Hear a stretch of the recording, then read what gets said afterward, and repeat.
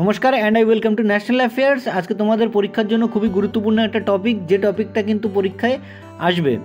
তো সেই টপিকটা শুরু করার আগে তোমাদের কাছে জিজ্ঞেস করবো একটা কোশ্চেনটা হলো, which state is the largest solar energy producer in India? Option A Madhya Pradesh, option B Karnataka, option C Andhra Pradesh, option D Rajasthan.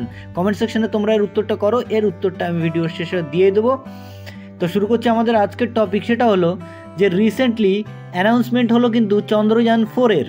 Chandrayaan 4 2028 সালে কিন্তু লঞ্চ করা হবে, এবং এর যে রোভার, এই রোভারটা থাকবে কিন্তু প্রায় 350 কিলো ওজনের।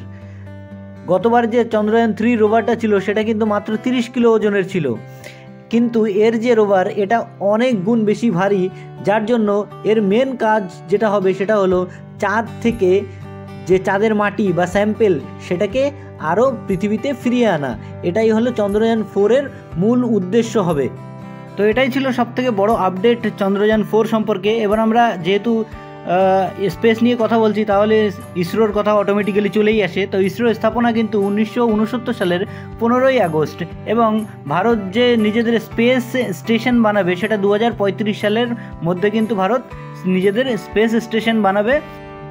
আদিত্য L1 যে রকেটটা, সেটা উৎক্ষেপণ করা হয়েছিল PSLV C-57 রকেট দিয়ে, এবং এটা উৎক্ষেপণ করা হয়েছিল 2 সেপ্টেম্বর 2023, এবং চন্দ্রযান 3 লঞ্চ করা হয়েছিল 14 জুলাই 2023 তারিখে, এবং এটা ল্যান্ড করেছিল 23 আগস্ট 2023।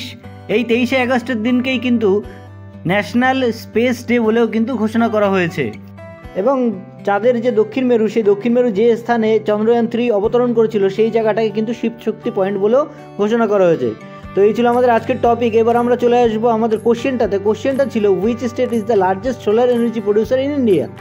তো এখানে সঠিক উত্তর হচ্ছে রাজস্থান। রাজস্থানে আমরা সবাই জানি মরুভূমি অবস্থিত, সেই মরুভূমিতে তারা সোলার প্যানেল লাগিয়ে দিয়েছে, তার জন্য রাজস্থান কিন্তু সবথেকে বেশি সোলার এনার্জি প্রডিউস করে। তো এই ছিল আমাদের আজকের টপিক। আশা করছি তোমাদের খুবই ইনফরমেটিভ লেগেছে, আর সঙ্গে থাকো, এভাবেই সাবস্ক্রাইব করো চ্যানেলটাকে। তো সামনে কোনো একটা ইম্পর্টেন্ট টপিক নিয়ে এসে আমি আবার হাজির হবো। ততক্ষণ পর্যন্ত বাই।